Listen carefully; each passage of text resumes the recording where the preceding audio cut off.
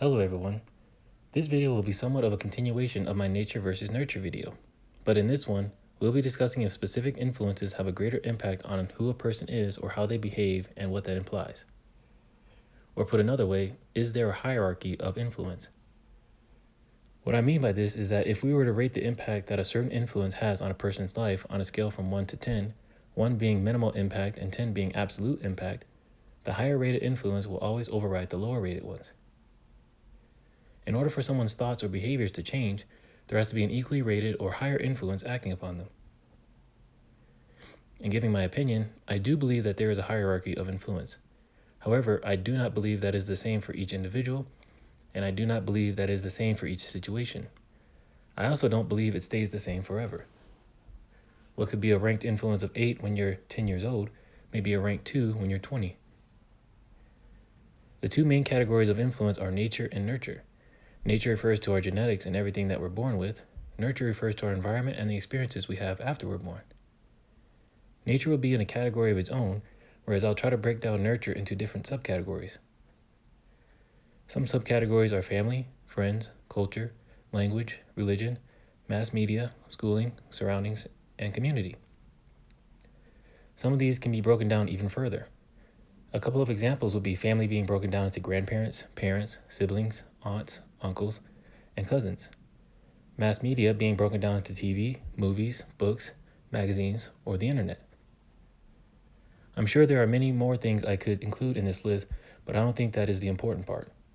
What I feel is important is figuring out which influences are ranked higher on your target audience.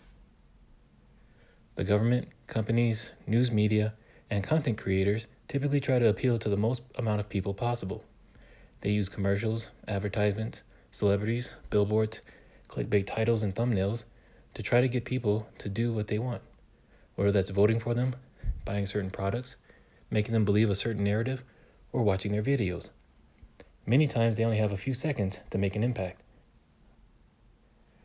When parents are raising their children, they may use methods such as discipline, threats, bribery, shaming, insults, gifts, acts of love, praise, and empowerment to get their children to think or act a certain way. Many parents restrict their children in which TV shows and movies they can watch, what books they can read, what video games they can play, and what friends they can have. Why would that even be necessary unless there was a fear that such things may influence their children to think or act in a way that's contrary to what the parent deems acceptable? So despite birthing, caring, feeding, clothing, and providing for their children, parents are still ranked lower than other people or things on their kids' influence hierarchy in certain situations. And to me, I find that interesting. I've also observed something else that I find intriguing, and that's that negative experiences are generally always rated very high on most people's hierarchy of influence.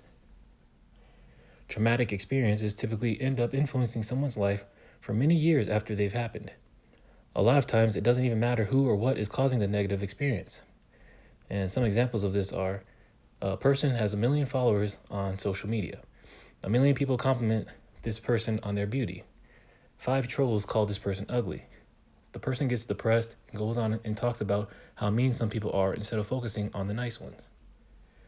Another example is that someone gets bit by one dog and now they can't stand being by any dogs no matter how friendly they may be. One more example would be a person who grew up being told by family and friends and teachers that they can be anything they want to be when they're older, that they are so capable and gifted that nothing will prevent them from reaching greatness. Then a random stranger gets irritated at the person one day and says they will never succeed at anything they do.